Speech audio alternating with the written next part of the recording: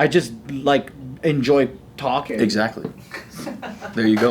But I think I don't talk about the topics that might be the best. Who cares? You're good at talking. Okay. You definitely don't talk about the topics that are relevant. I came up with a genius prompt, boo.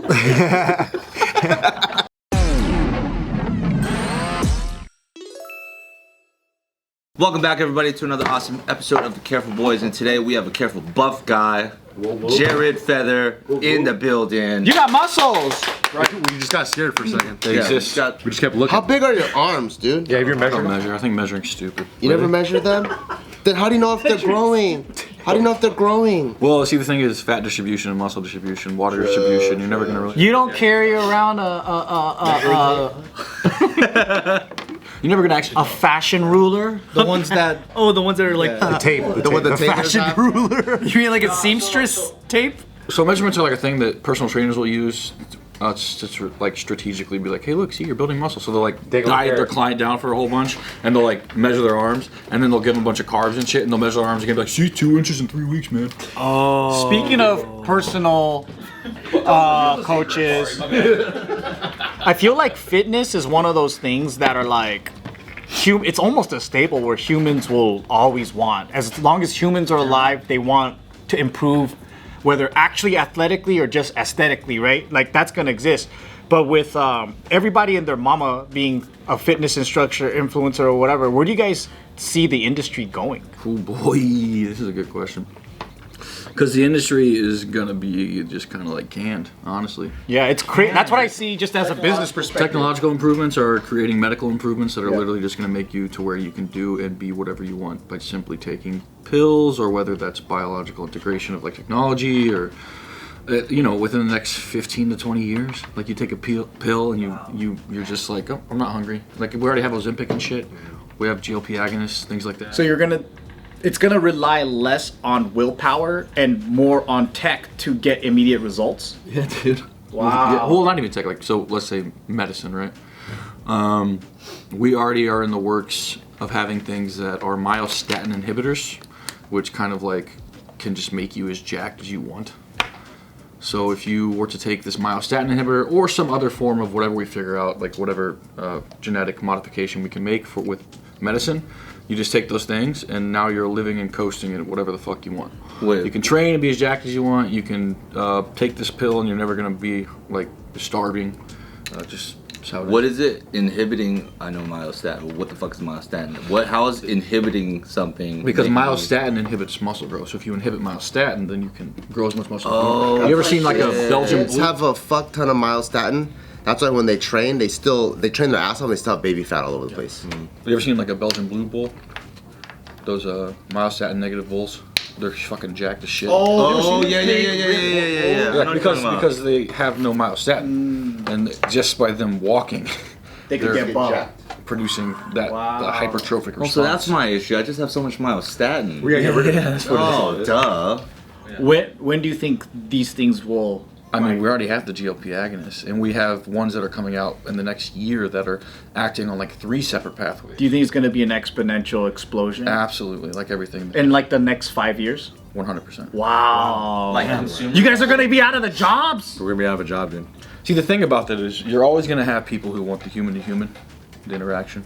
That's never going to go away. It doesn't matter if you have AI that can perform and function like a person or whatever it is, until we get to extreme levels of that shit where the singularity just takes off. But like, the industry will be around for another 15 to 20, I could say.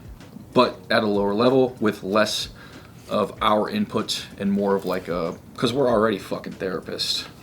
Like that's what we do. As coaches? You get 100%. You know, you're talking to your client half the time. Oh yeah, he cheated again, and I just don't know what to do. Like, well, I told you last year to leave him. You know, that's like you're talking about this shit while you're training these people. You know, I heard a lot of women end up cheating with their coaches. that happens. Yeah, that's an industry all over. Like, Have you? clients fuck their Have coaches you? and shit. No. Have you been fucking clients? I had sex with an ex-client one time. So it was after she was your client. She's like, we can fuck now, because Right after failure. This might be like a unpopular opinion, but like if I got my hair cut by a fine ass haircut like dresser, and she wanted to fuck afterwards, all right. You're not into that? No, I would. Oh. But Of course, paying 'cause- someone for a service, Yeah. and we're two consenting adults, Yeah. and we're gonna fuck now because we want to fuck. And So also, my view on yeah. that shit is like, they're just paying you for a service. Why can't you fuck each other? Yeah. Like, how is it unprofessional? Yeah. I just think that the whole the infidelity part is what's probably people are like, why are you doing that? Well, so like someone having sex if they have a significant other? Yeah, that's. Oh yeah, that's fucked up. That's fucked up. But I don't think there's anything wrong with two adults. Yeah, I agree. But like that's like Yeah. a thing people say in the industry, like, well, this person fucks their clients. I'm like, well, were they both consenting adults that wanted to have sex? I mean, you get paid and fuck. Come on. That's triple double right there. And you don't have to be a hooker. Come on. Yeah. That's a good deal. People will say like, well, coming from a position of authority, blah blah blah. And I'm like, all right. Authority. You're the one that's working for them. Wouldn't the authority be this way then? Yeah. Weird, man. It's weird. Not with these guns. I'm always the authority, baby. Because you brought it up, I got a serious question. I got a sister-in-law who just got on Ozempic. Like, we had like briefly talked about it, but I feel like it was a newer concept. It's like, oh, Ozempic, it's taking the world by storm. South Park makes an episode, blah blah. Now it's like in my very close radius. Like, how do you feel about Ozempic and like? I think it's amazing. It's a medical breakthrough. They're continuing to improve on it. What's different from all the other diet pills with like this one? It's not acting in such a way. So like there was one called what was it called? Sibutramine. But I can't remember specifically. Mike would be a really good person to ask about this, and some sports medicine professionals. But it acted more like, I don't want to say amphetamine, but something of that nature, where it's like kind of like you get the jitters and it's more like an upper.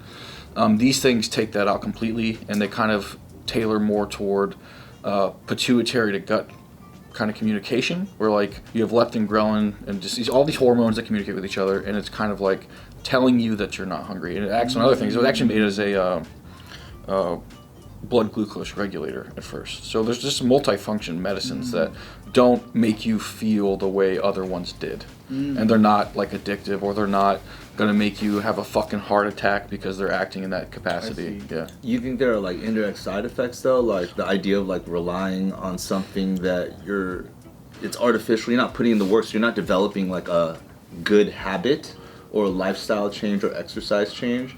You're relying on something that ultimately is also like a multi-billion-dollar pharmaceutical industry that you're gonna have to continue to like pay for if you feel that It's not inherently true, because if you are on it and you develop the habits, because if you're on it, you're doing the things that you need to do. It's like you're not eating every fucking hour.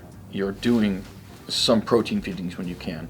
You're ingraining habits, so you are doing the things. I feel like the first plan of attack, people think they take it and then they just continue their lifestyle and then they just lose weight. And even if they do that, then they will. But in that continuation of their lifestyle, they're cutting back their meal frequency. Sure. Because they're just less hungry now? Right, 100%. It's hard to eat sometimes. Sometimes it doesn't even work for people.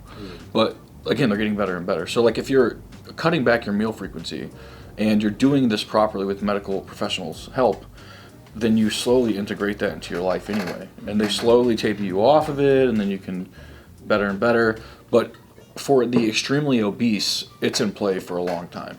And it's totally fine to be on for a long time. So it's meant to be something that you apply and then you eventually take off. It's not something you take and you just take indefinitely. You could probably take it indefinitely, yeah. And then they're coming out with even better ones.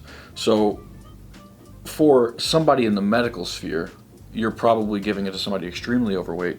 They're taking it for a period of time. They get down to the body fat or the body weight that the doctor wanted them to, and they slowly taper them off. And then, I mean, you think about a 400-pound 5'5" male. He's going to be on that for a while. He's going to integrate these habits, and now he's eating 3 meals a day.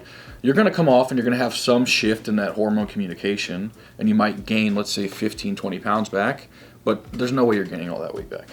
What about for like the people that want to like lose 15 pounds to fit into their wedding dress? Do you think taking something like Ozempic is good, or doing it like the old-fashioned way is better? If you have a problem with hunger, it's fine. If doing it, just increasing exercise and output and stuff like that, that's obviously better. Like, just do that. If you don't have a problem with hunger and you're taking Ozempic, I don't know why you're taking Ozempic. Because you still got to eat protein and shit. Like, if you're going to train with weights and you just can't eat food at all. I feel like a lot of people don't treat medicine like it's medicine. They just treat it like it's a shortcut. Yeah. Some people do. What up, guys? Thank you for watching us for so long. If you like what we do, please support our Patreon. Joe, tell them what we have to offer. So every week you get 2 videos. One never released director's cut, and another one 2 hot for YouTube, Patreon only. Every freaking week you get that, and you get access to our Discord where you can come chat with us. And ask us questions that become episodes here, because we're gonna answer them and we're gonna take it seriously, and we wanna give you the responses that you want. So come stay connected with us, join our Patreon, click the description below for full details. It's getting so good that I don't see too many issues, especially because of how low the side effects have been. What are the side effects, if any? GI distress, like vomiting, Diarrhea? nausea, diarrhea sometimes for people. Was osteoporosis one of the original ones? It might have been. I don't think so. Flimsy bones. Yeah. But like the most immediate ones are like the nausea Yeah. and like all that stuff. And with prolonged studies of this stuff, it's going to be really hard anyway, because these are developing at such a rapid rate and they're getting better and better and better, and they're only improving on them. So it's like 5 years down the road, what are the side effects going to be? If right now we're just getting some GI distress, it's like. And you don't think that there's any concept of like big pharma conspiracy in there where I think that's the most obnoxious conspiracy of all time. Yeah, Joe. Ryan. Which conspiracy? Like the big pharma keeping people sick type of shit. Oh, it's so insane. Like withholding cures? Yeah, like cancer cures and shit like that. Wild. I think that's obnoxious. I don't think there's no general cancer anyway. How would you cure it? I think it's no, I don't know if it's specifically like just keeping people, away from a cancer cure, as it is like profiting off of a constant state of sickness for people, aka like Bobby Kennedy's like statements, you know what I mean, and how he looks at like from an early age poor nutrition and lifestyle habits in children, so that they lead into lives that require some sort of pharmaceutical.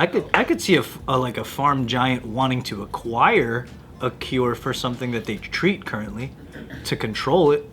Yeah. Why wouldn't you? Yeah, you'd make a lot of money doing that. Yeah. So in fitness, you think like in 5 to 10 years, a lot of the jobs that exist in fitness will probably be gone? And there will probably also be new jobs, just like with anything. Like who knew Uber would exist 30 years ago? Yeah. Like there's gonna be new myostatin inhibitor salesmen. Shit like that. Also that stuff. Do you think there'll ever be a day when there'll be no more booty influencers? No. No way. Impossible. I think I heard this on a podcast recently. It might have been Lex Friedman's, but people are always going to chase a power social dynamic and want to be like an influence on others, and we kind of like to look to people. I mean, that's why the podcast exists. That's why you guys are popular amongst people. They like to listen to you guys talk. They seek you guys out to hear you speak on certain topics and things like that. And that's something that's kind of just biologically ingrained. So I assume there's always going to be some level of fitness influencers, because people look to influence to gain. And booty's always gonna be booty. Yeah, I'm inspired by the butt cheeks. Remember Jen Selter? Yeah. What an era. She's still OG. Not OG. But I mean, she's not like necessarily like the one now. She's I think they rated all of the fitness influencers, and she has the most wealth Really? right now. Wow. She's like top one. Top. Yeah, I think she never is. heard of her. She was like one of the first ones. Yeah, that's what I'm saying. OG. I think her net worth was like 30 or 50 million or some shit like that. But she Good balanced Lord. it out because she wasn't like fully like OnlyFans-y. She showed the butt, but it wasn't like. Oh, she went to OnlyFans as well? No. It was like what I'm saying is that she wasn't raunchy with it. Oh, yeah. And also her physique is very achievable, so it's like relatable. Yeah. Wasn't there an era in American culture where they didn't like butts? Yeah, the 90s. It was like big butts were like bad. Remember that? Yeah, they wanted flat or Yeah. perky small butts, and then they want big boobs. They wanted the Pamela Anderson body. Yeah, they wanted like flat asses Yep. for that era. What psychos? You ass or titties, man? I feel like that question has one answer. Yeah. One answer. Dick. Always cocks. What are you trying to do? Trick me? Cock. I'm a cock man. What do you think? If you're limited to those two, the answer's always ass. Yeah. If you know that this both- is what's both genders have coming in, if this is what's gonna be happening in fitness, do you have kind of like a game plan of like? Oh, me and Mike talk about shit like this all the time. Yeah. Like Because I never think about the future. getting out. Oh, that's all we think about. All I think Getting our about is apps now. Getting our apps to robots because there's gonna be you'll have a robot assistant who's cooking your food. Getting our doing this and that. Like we have all kinds of just different things we're gonna. Yeah. That's cool. No, I never think about the future. I just go, yo, that sounds like a good idea right now. Let's fucking go. The thing is, most people do that, and you guys are quick and witty, so you at least you're still ahead of the curve whenever you hear about stuff. I think we pivot quickly by going, oh shit! What are we gonna do? But then you're workhorses too, so you make it happen. Yeah, and then people think it was some genius, diabolical plan, and it was like, nah, dude, we impulsive. Nah, and then it's like, yeah, that was the plan. That was the plan the whole time. Yeah. We knew we'd be doing JK News. I know, they Get the think- fuck out of here. We go on podcasts and they'll be like, so tell us your 5-year plan. And I'm like, you think 5 years ahead? Dude, what? They're like, okay, so when you first started, did you think about your audience and your target market first? And did you, nah, dude, we wanted to do funny shit. I love hearing Bart talk about that shit because the answer's always just like, I just kind of did it and like I liked it. And, yeah, that was it. Yeah, that was pretty fun. It's great, man. It's the funniest when like they expect more out of it. Yeah, no, it's funny. And then they're like, seriously? You guys just tried something you liked. All right, that's sick. I do find a lot of parallels with business and fitness, and the answers. I think people look for complicated answers because they don't want to believe how simple it is, right? Like even with like fitness, it's like, what's the secret? It's like just eat less than you eat less calories than you fucking burn. Or no. Calories and yeah. Okay. Yeah, that's easy. It's fucking The simple. calorie deficit, yes. Or make one meal and just eat that meal 365 days. But people get ahead of themselves. I don't want to eat the same shit. And then or I don't want to eat chicken breast. And the same thing with like same thing with business. It's like find something you like, do it over and over and over and over and over and over again. I don't want to work 12 hours a day. Who is the guy talking about hiding your weaknesses? Hide your weaknesses. Yeah, who was that guy? He was on the podcast. Hide your weaknesses? I don't know. The long-haired Asian dude. Yeah. He was what's his name? Eric Sweat? Yeah, Eric Swick. Yeah, that was clever. He's like, I just found a couple things I was really good at, and I put myself in situations where I got to display that a shitload. And I just hid the things I was bad at. Because somebody was like, you're good at everything. How are you so good at everything? He's like, I'm not. I'm bad at a lot of shit. But I just made sure that I put my strengths on display a fuckload. Any situation I could get into, put those on display, I did it. Yeah. I don't even know what I'm good at to be able to do that. Like, if you can identify what you're good at, then you can lean on that, right? I don't even know what that is. I just. But Failed businessman. did you turn down podcasts that said, can you and Bart come talk about this? Never. Exactly. I just like enjoy talking. Exactly. There you go. What do you mean, like? But I think I don't talk about the topics that might be the best. Who cares? You're good at talking. Okay. You definitely don't talk about the topics that are relevant. I came up with a genius prompt, boo. But that's the thing, man. You're funny. You're funny and you'd like to talk. Okay. And even if it's off fucking topic, it's hilarious, people laugh, and you put yourself in those situations a shitload. You never said no to them. Yes. Thank you very much, Jarrett. I had a great fitness question too, but my ADD got to me. I had another one.